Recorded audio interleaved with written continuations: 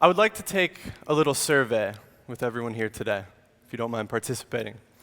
Raise your hand if you brought a smartphone with you today. The answer I expected. Now keep your hand up if you also brought water with you today.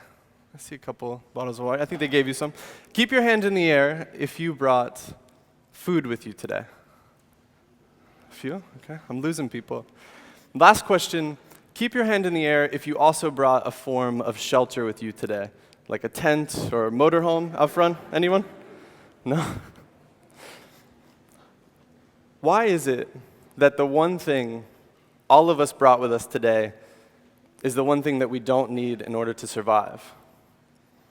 You may ask yourself that question because we do use this technology to access things, but we spend a lot less time on it using it for the staples that keep us breathing and sleeping and eating.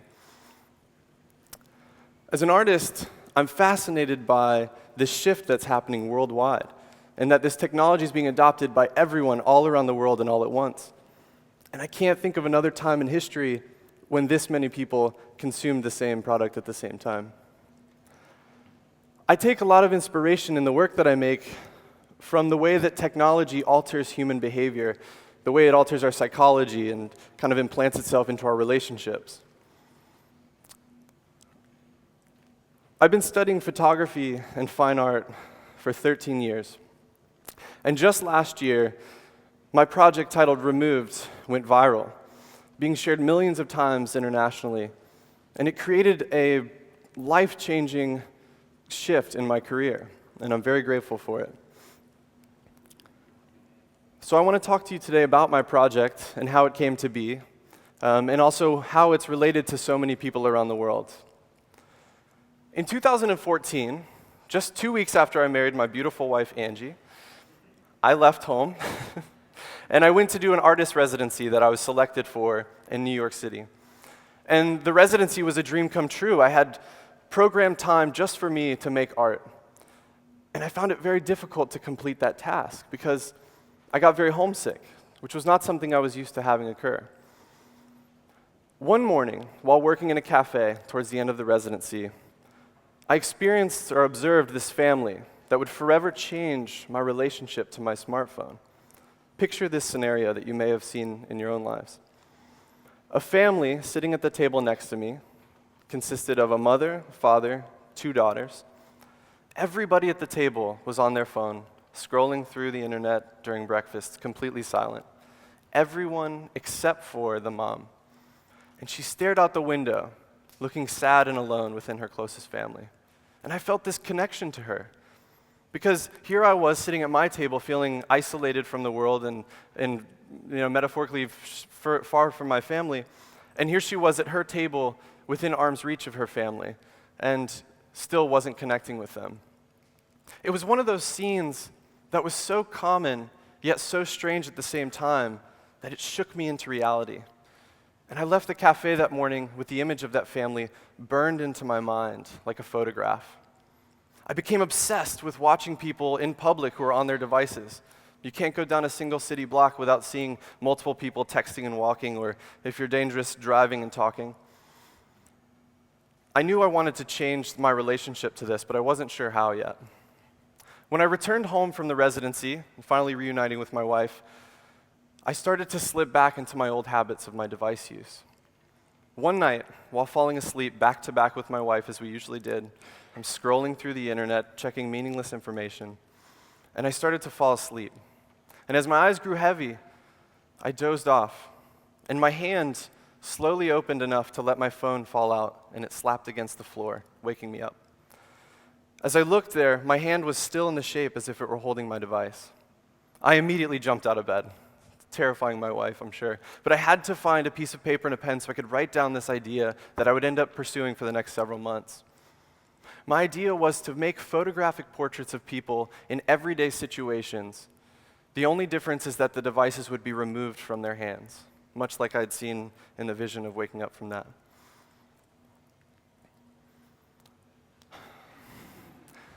This is perhaps one of the most iconic photographs from the series, titled Angie and Me.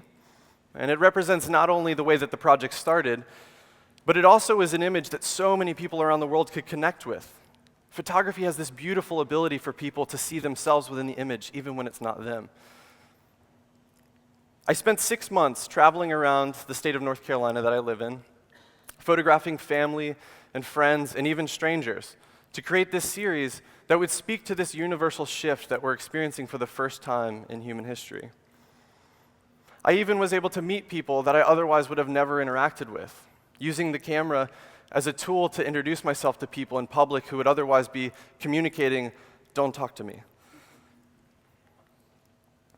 Because we believe that we can exist in our devices and in the physical world simultaneously, our brains and our hearts are in a constant state of division.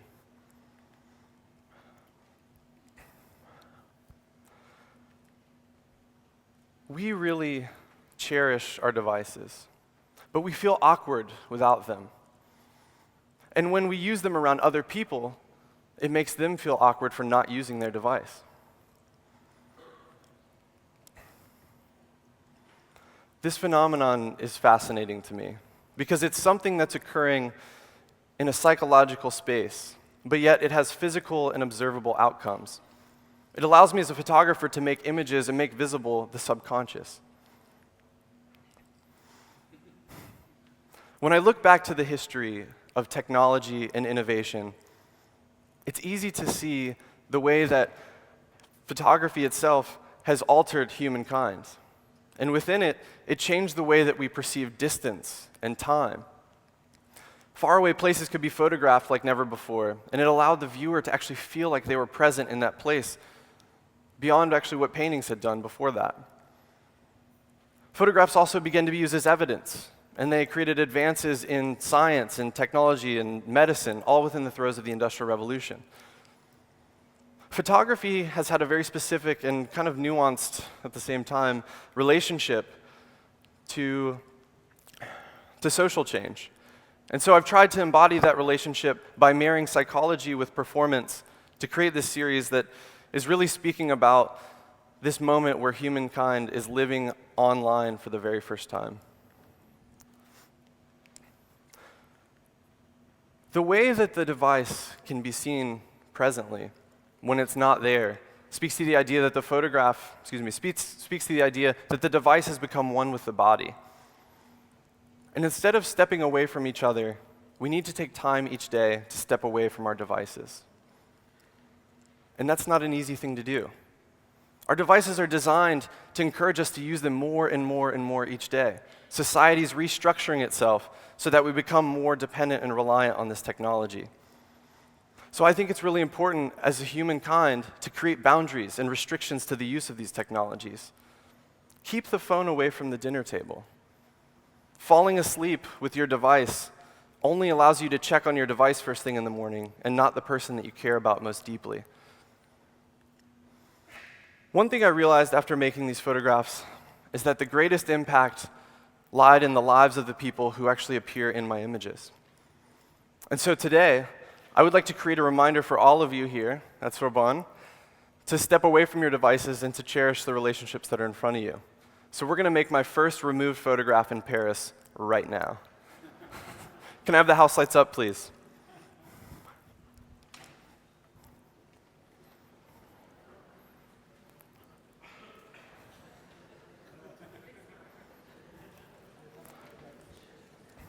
So what I would like you to do is hold your hand, your empty hand, in front of you. Hold it as if your device is there. Really feel the weight of your device. See if you can mimic the exact size of it. Most of us are quite intimate with this, so we should know. Now stare into your palm as if nothing else in this room matters. The only thing you're consumed in is the content in your own palm. So look down at your hand. This is going to be a long exposure, so make sure you stay very still. We don't have a lot of light, at least on you all. I'm going to count down from 3, and then you'll hear 2 clicks, so don't move after the first click, okay? 3, 2, 1. Merci. I'm going to do one more, just to be safe. You never know what will happen in the dark room. You've got to make multiples. I'm still shooting film.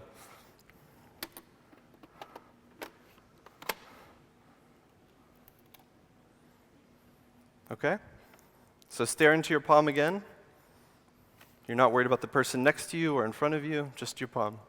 And relax your face. Really just be in that moment that you are when you're consumed with your device. 3, 2, 1. Merci.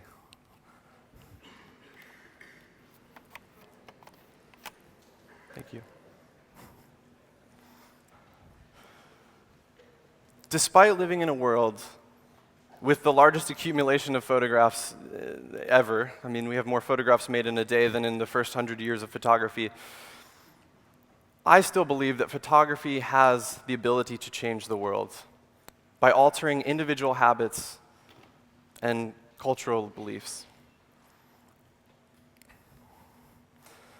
It's a reminder for us to be present and connected to life's most important moments. Because we must remember that we are cherished and we are loved even without these devices. And we're better at communicating that love to each other in real time and in person when we can. We must remember what relationships and what the world was like before this device. We're the last generation who can. It is obvious that device use will continue to grow. But like all technology that has changed the way that we inhabit the world, the human needs that bind us will ultimately prevail. Those basic needs are the constants that make us human. And although the way we access those needs will change because of technology, we will always be dependent on food and water and shelter and community and hopefully art. It is up to each and every one of us to construct the ethics of technology and to really model that behavior for future generations. We have the power and the responsibility to keep alive the passion and the capacity for love and for empathy, for attention and connection. Merci beaucoup.